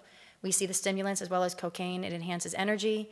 and sex for some people, but it also unfortunately enhances violence and aggression. And so a lot of firefighters that come in will have come in with legal issues, bar fight, road rage, domestic violence is big. And so opiates, again, pain management. You go to a dentist and get a tooth pulled, they're going to give you opiates, and it's going to feel good and it's going to help. And sometimes it's harder to come off. And again, you all have had, oftentimes by the time you get to us, multiple surgeries. And opiate, maybe dependence is more common than the addiction. There's a difference in that your body is dependent on the opiates that someone has been prescribing to you. And testosterone, we talked about that before, muscle mass and confidence. What do we do differently? Again, if you're anxious, I can calm you down, but I can't calm you down and send you out to be a firefighter. So I have to be very thoughtful about avoiding sedating medications. I do need to help you get some sleep, but I can't have you sleep through a call. So I have to be able to think about medications and also other treatment options that will allow you to have better sleep. Maybe that's biofeedback, but also allow you to wake up and be ready to be a firefighter. I have to avoid medications with sexual side effects because none of you will take them. If you humor me at the center, you'll stop the day you leave. So a lot of mental health medications have that listed as a side effect, and I am acutely aware of which ones don't. And I will have that conversation with you, and I will make sure that if that is a concern of yours, that I am going to do my very best to make sure that doesn't happen. That's all I can say. I can assure you that. We do use supplements to enhance treatment. You guys come with backpacks of supplements. It's kind of funny. I am aware of what medication, what supplements might be helpful. We use things like kava and isotal and something called N-acetylcysteine. Very helpful. And so again, people who want to avoid the pharmaceuticals, we have other options. We have the biofeedback, the yoga and meditation, genetics testing, as I already talked about, and the use of non-psychiatric medications. Most of you are comfortable taking a beta blocker like propranolol, but maybe not Zoloft. And we'll also use alpha agonists, something called clonidine or prazosin, which assist with erasing nightmares. Believe it or not, there are medicines that can erase your nightmares, and they're not psychiatric. We treat addiction and dependence. We treat PTSI or PTSD, depression, bipolar, obsessive-compulsive disorder, complicated grief, generalized anxiety, panic attacks, social anxiety. We treat the personality disorders, borderline personality, obsessive-compulsive personality, and codependency, and we can treat mild psychosis. This is an important number. Again, we can give you all the information in the world, but you need to have your individual questions answered, and that's the way to do it. We have a 24/7 call center. The number is there. The address, the email address is not mine. That's for Miranda Jones. She actually is our insurance guru. We probably should have a second address. We have Maddie, who's also working with us. We'll have to add her address. I see her there. Hi, Maddie. And please reach out to us with any questions. I love to talk about what I do. I love doing what I do. And again, I thank you very much for allowing me to be part of the recovery process, either for yourself or for your peers. Thank you. Thank you. Thank you, Abby. I appreciate that. Just real quickly, I mean, a couple things. And we're gonna start. If you have some questions, we're gonna take the questions at the mic there too. So if you have a question, if you can start making your way to the mic. I'm going to be finishing up here. The research opportunities that we have right now, we think this is probably one of the most important things that we can do at the Center of Excellence, is to make sure that we have the research that's needed and necessary to make sure that what we're doing is working. It's working on the firefighters. The evaluations tell us one thing, but can we really study? And I think that a lot of people out there are looking at our center as a huge research opportunity. And there are so many different areas there. On our advisory committee, we have a couple of researchers, and they're going to be putting in for some FEMA grants to actually take a look at the center. What's working, what's not working? Do we need to make some changes? I think that's going to be incredibly important. The other thing is just on the insurance issue, we talked about that before, and it's big. We've done a very good job. I guess in the beginning it was very, very difficult. We're getting a little bit better, but we are in network with Humana and Cigna right now. We've really pushed that work with these insurance companies. We have an agreement in principle with Aetna, and the two that we're really working with, Kaiser, well, three really, Kaiser, United, and Care First. Care First is the Blues, the Blue Cross. We're really working with them to try to make sure that we can get that coverage on that. And the other thing, too, is we're negotiating for our Canadian brothers and sisters. We are in the middle of negotiations with, I know in Ontario we had the Minister of Labour down They're looking at our center, and they're really looking at it to send direct firefighters straight to the center. It's just a different workers' comp system up there, and we're working through that whole sort of process with that. And the other thing we're looking at also is using our charitable foundation to maybe help offset some of the costs. I mean, you have our average deductible for a firefighter coming into the center is about $4,000. The out-of-pocket is about $4,000, and the deductible is about $1,500. And you can imagine we've had a lot of locals and union presidents setting up funds to assist those members that could not even afford that. So we're doing that. So what I'd like to do now is, and the last thing I want to say, because we're going to get into questions, is that ARS, Advanced Recovery Systems, and really the two doctors, Dr. Lewis Gold and Dr. Mitchell Eisenberg, it really took a risk. This was something that they came in, they believed in it. They're very, very successful in what they've done, but they wanted to do something to give back, and that's really how they sat down with it. So they really have put a lot of investment in here, and it was a risk, and they knew it was a risk, and we're working together, and hopefully that risk is going to turn out to be so valuable to all of our members. So with that, let's go ahead, and if we have any questions out there, if you can just get to Mike, let me know who you are and where you're from. Hello, Stephen Lynch, Portsmouth, Rhode Island. Pat, Tim, Dr. Morris, thank you for coming out. My question is, as a local, what can we do to, the emphasis has been on preparing and having peer support in place ahead of the event. What can we do as a local to prepare our members as far as their insurance and find out about insurance coverage and what their protection may be? I can't speak too well to the insurance, but I'm going to do a little bit of that. I wanted, when you first said what can we do to prepare, I mean, I just think being aware and having the conversation be a comfortable one in the firehouses, you know, to be able to talk about a stress or a trauma. But from the insurance perspective, I think you all, power in numbers. I mean, you all are a big union, and when you're starting to talk to your insurance companies about what their coverage is going to be, pay attention to what their mental health and substance use coverage is. And if you're somebody who maybe is thinking, I'm going to go get some help for my PTSD, and you're looking at what plan to choose, oftentimes there's different levels of plans, the silver, the bronze, the gold. Maybe that's the year you choose a higher plan that may have better coverage with less deductible, so that you have less out-of-pocket cost.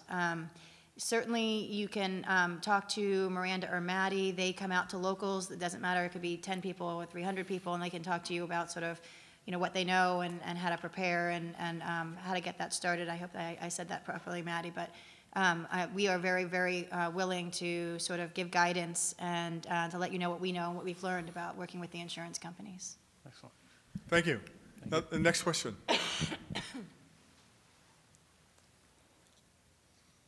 Mike Salzano, Local 765, Fort Lauderdale. First thing, I have a comment and then a question. I rise up to this mic, unfortunately, with the name of a brother that recently, over a year ago, took his own life in District Chief Matt Negley from the Orlando Fire Department. So I want to thank the IFF and what you are all doing, because you're basically honoring all of the brothers and sisters that we have dealt with and seen take their own lives. So by doing what you're doing, you're honoring their name moving forward. So thank you very much. With that being said, Local 765 has started our own peer support a couple years ago, and the greatest thing that ever came out of peer support for us was it's allowed it and made it accepted. It's put the platform out there, and it basically opened up for everybody to come forward, and that's what it's done for us. With that being said, we've sent members now up to the Behavioral Center with great feedback. However, we're pushing our members to get the help either through peer support or through the center. So we're pushing them to attend, to call the number.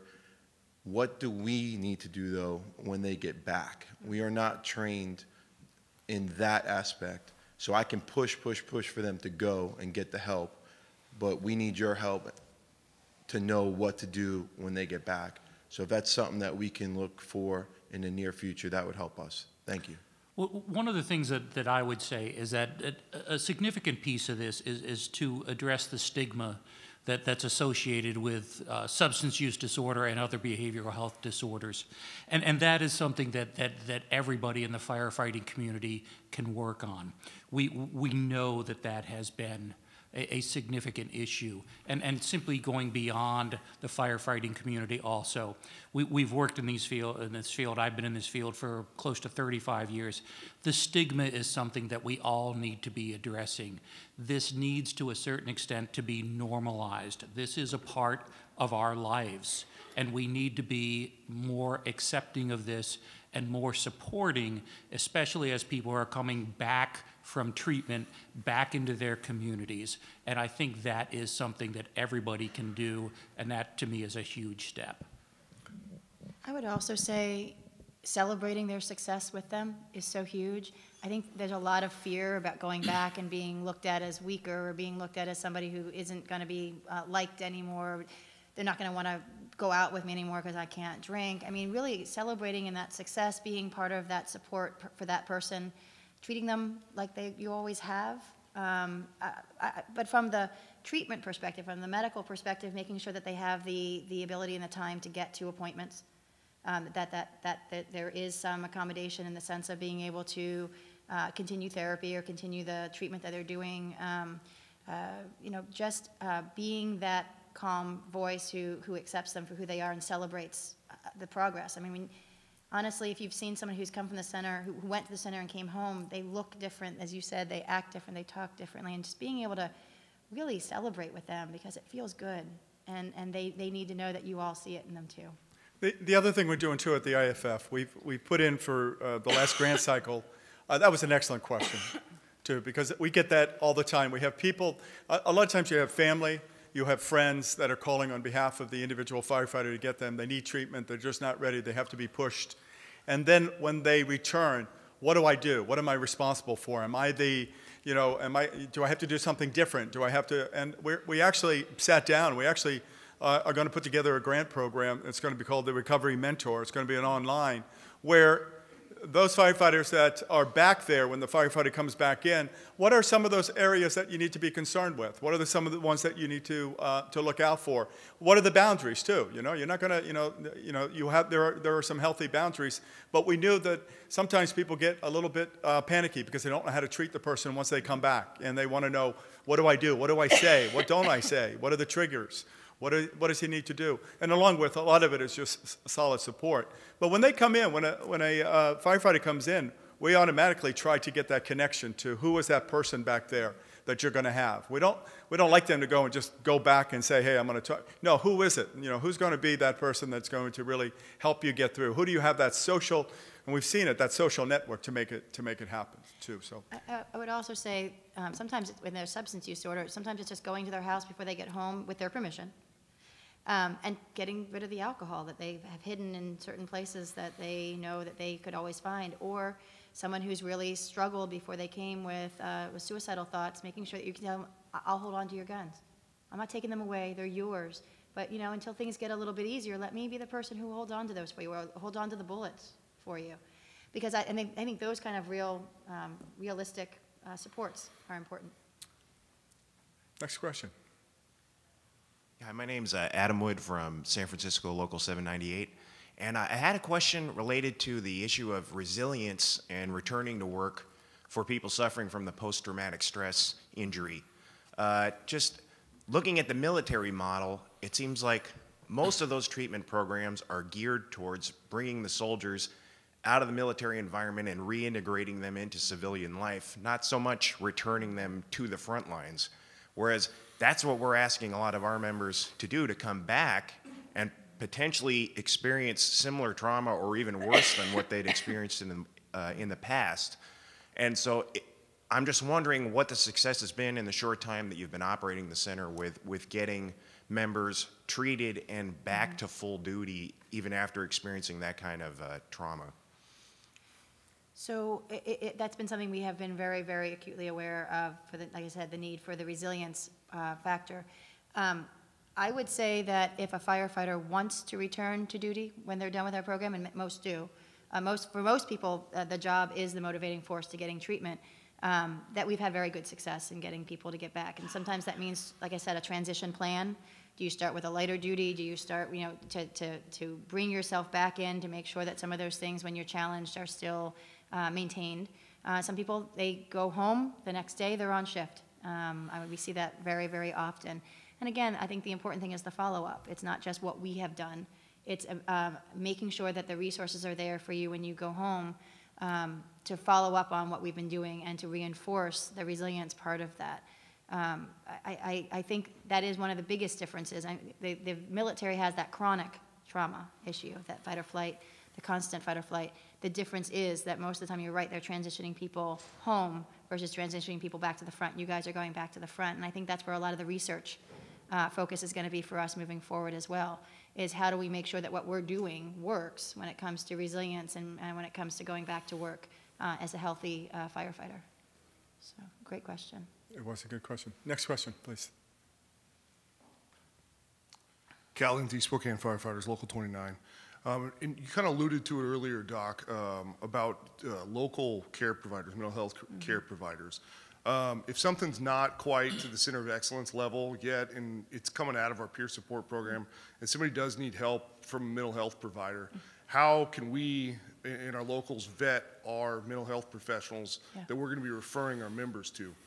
We've currently had a couple of different issues with different psychiatrists and psychologists in our town who just, and you guys talked about it a little bit earlier, don't understand firefighters. They want to hear my story, but they don't want to help me with all the issues that are going on. So you end up playing ring around the rosy with 15 different doctors until you get to one that can listen to you, but that doesn't mean that they're the best to help you. Train them, talk to them, invite them over. And in Prince George's County, where our center is located, they have a fabulous peer support program. What they have done is they have invited certain, like let's say a firefighter has gone to somebody and I like this person. Invite them to a forum. Come together, talk about what services they provide, what they don't provide, what they do know, what they don't know. If they don't know it, teach it to them. I really think, I think most mental health providers would want to work with this population. Like I said, you guys can be difficult, but when you want the help, you're incredibly committed to your recovery. And it's a fabulous group to work with. And so encourage that. Encourage providers in your community to go to a fire ops if that's a possibility, to come do a ride-along. All of our staff has done ride-alongs, at least one, with our Prince George's County Fire rescue units. And so encourage those things. Let them know what they need to know. Help them to feel more comfortable with what you do and how it's done. Let them see what you do firsthand. So maybe starting that community conversation at home. If there are people you like or people you've had problems with, bring them in. Have a conversation and start that process. And I think you'll find that they'll be open and very interested in learning how to work with firefighters successfully. Thank you. We're looking at that too. I mean, this is another thing that's going to be coming out. It's going to be a while, but we're developing a clinicians online course for clinicians to take a look at. That's one area where your hope, and that's what I was saying with the employee assistance programs, where they're hiring clinicians, but do they know what they're doing? Are they, what are they doing? Our population. So we've taken a step out, and in the group that we have, the advisory group committee, they really felt. And our labor, we have a labor employees assistance program committee, and these are members that have been sitting on this committee. They actually were the ones that put together the need for that peer support training in that team.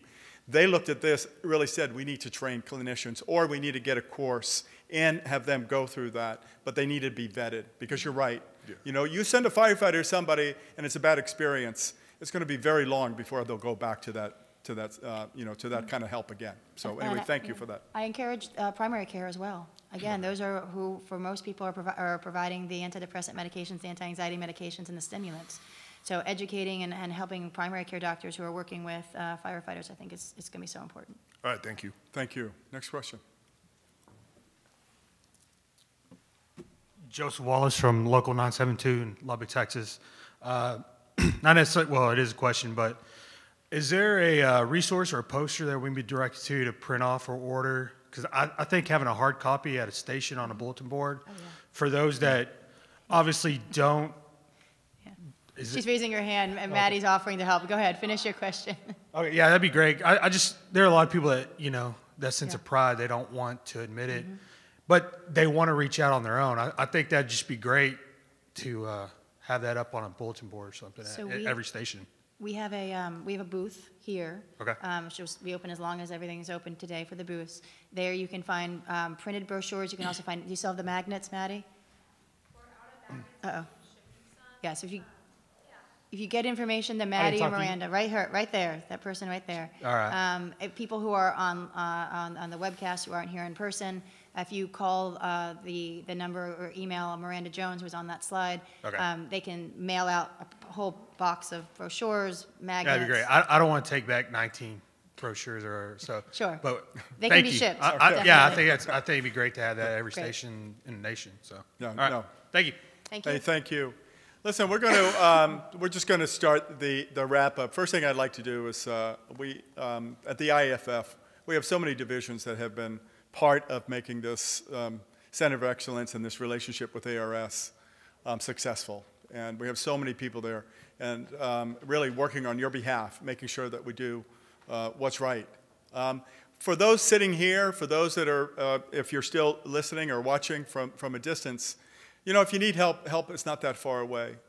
And if you know somebody that needs help, you know, let them know. Let them know that, you know, that there is help. And that's a hard thing to do, but we will save lives by doing this. We will save lives by reaching your hand out to somebody else and saying, hey, listen, you know, you're in trouble, you might not know it, but you need some help, and go get that help for that. So thank you all. I would like to thank again Tim and Abby. If we can, give them a round of applause for their area here.